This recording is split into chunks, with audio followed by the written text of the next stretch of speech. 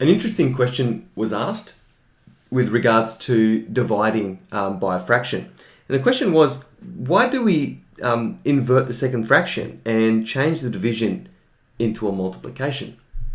Okay, we're kind of taught that that's sort of what we do. It's just how we do things, but we, for the most part, maybe don't understand why that is in fact the case. But we do know that it works. Okay, so what I mean is that if we change the division into a multiplication and then multiply by 5 on 2, we'll get the answer that we want. It's a correct answer. In fact, we get 15 over 16.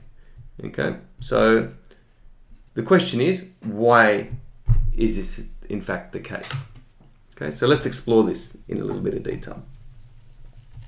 Right. So what I'm going to do is I'm going to express this fraction, okay, or this division, should I say, as a fraction. Okay. So this really is the fraction 3 over 8 all over 2 over 5. So it's in fact a fraction divided by a fraction, but expressed in itself in fraction form. It's kind of weird, but we don't sort of normally express fractions inside fractions this way. But in maths, we can do lots of things.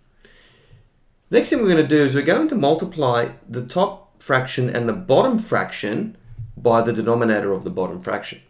Okay, because what we want to try and do is we want to try and eliminate this fraction inside a fraction business. Okay, because things do get quite complicated looking at fractions this way, and proper fractions should not have fractions inside fractions. So the numerator of the big fraction is in itself a fraction. So what I'm going to do is we're going to convert these as best as possible. We're going to try and convert them into whole numbers if we can. So let's see what we can do about that. So what I'm going to do is we're going to multiply this fraction by 5. Okay, that'll cancel out this 5 here. But we're going to multiply the top fraction also by 5. It's like you're multiplying top and bottom by 5. Okay, that way we're not changing the value of the whole fraction. As long as what you do to the bottom and you do to the top is exactly the same thing, then everything is fine. So just to save a bit of space, I'm just going to use these arrows to indicate sort of like the next line.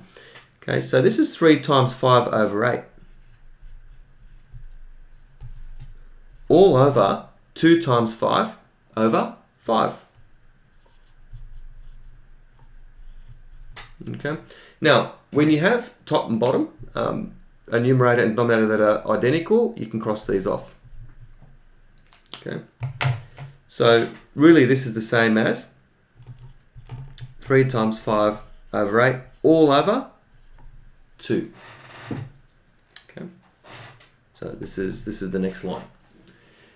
Okay, let's do the same thing now with the top fraction. Okay, so now the denominator of the big fraction, the one with the large fraction line, all right, the vinculum here, is now just become a whole number, which is great.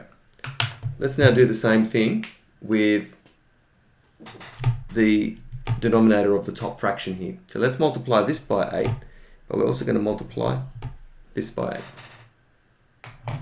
Okay, I'm not evaluating anything. I'd like to leave it basically as it is, expressed as a product, so you can see what's going on behind the scenes.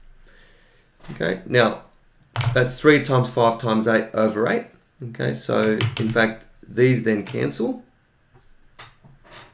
Okay, and we end up with 3 times 5 over 2 times 8.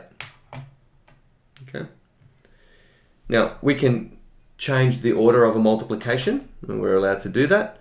So that's the same as 3 times 5 over 8 times 2. Okay, so all I've done is I've just switched those two around. 2 times 8 and 8 times 2, both 16, so that's fine.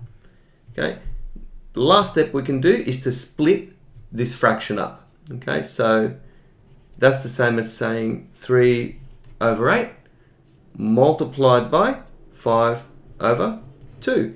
Now, doesn't that basically agree with our rule that when you have a division, you turn the division into a multiplication and you invert the second fraction? Okay, so that's the same as 3 over 8 multiplied by 5 over 2. Okay, so this matches up with what we got in our answer here. Okay, so that is one way to explain why we take the reciprocal of the second fraction and change the division into a multiplication.